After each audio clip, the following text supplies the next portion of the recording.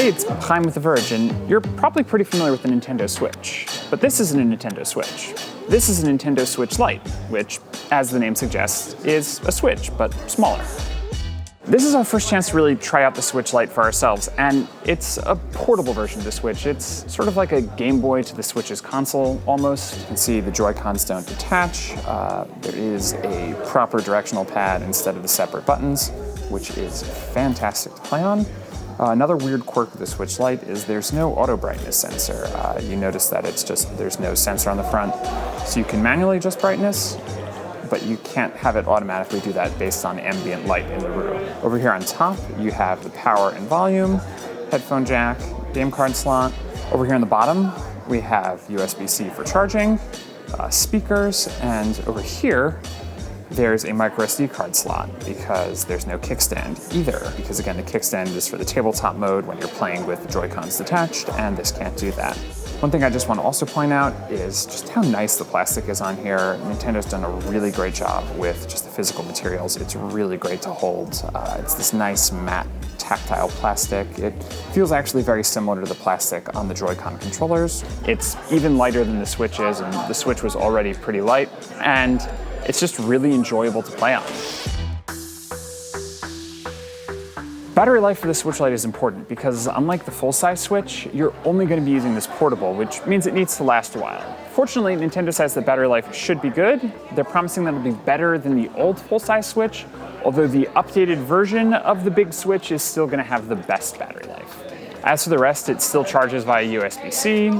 It still works with all your favorite games. It has a gyroscope, so any of the motion sensing stuff will still work, like aiming in Zelda or Splatoon. If you own a full-size Switch and you want to switch to a Switch Lite, you can actually transfer all your stuff over, and you're actually able to hook up additional wireless controllers like Joy-Cons or a Pro Controller if you want to play games with more people locally on the Switch. But again, you can't hook it up to a TV. The other two big changes on the Switch Lite are the screen and the D-pad. The screen is obviously slightly smaller than the old Switch, although it still looks great. It actually has this sort of compressed effect, kind of like what Nintendo did back with the Game Boy Micro. It's still running at the same resolution, but because it's a smaller display, it actually looks slightly crisper than the old Switch. The other change is the D-pad. Again, because the Joy-Cons aren't detachable and you don't need to be able to use them as a sideways controller, there is a regular directional pad on here, which I greatly prefer and deeply wish I had when I was playing Celeste last year. The Switch Lite really isn't meant to replace the full-size Switch. If you're someone who really likes the switching nature of the Switch, where you can use it on your TV or take it on the go, well, that's great. It's still here and it still exists.